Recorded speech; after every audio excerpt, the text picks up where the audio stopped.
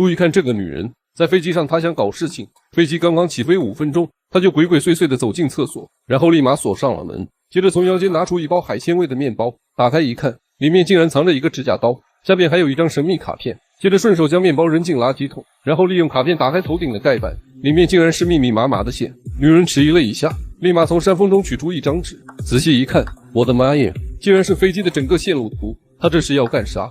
接着拿起指甲刀，然后按照图纸的标注剪断了一根红色的线。这个女人是要炸飞机吗？这也太吓人了。接着坐在了马桶上，撩起衣服从接口处取出一个红色小盒，小心翼翼地放在墙角边。接着又从山峰中取出一支口红，但这玩意似乎并不是真正的口红。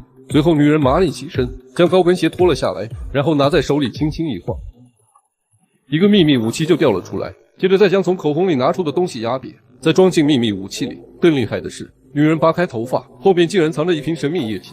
她拿起瓶子将液体倒入秘密武器里，然后露出邪魅一笑，看来离成功不远了。将秘密武器组装好后放在一旁，现在只剩最后一步了。只见她撩起衣服，从腰间拉出一张长长的胶带，将门上的通风口死死粘住。为了保证万无一失，女人再次环顾四周，在确定没有异样后，她终于露出了微笑，然后又从腰间拿出一个盒子，最后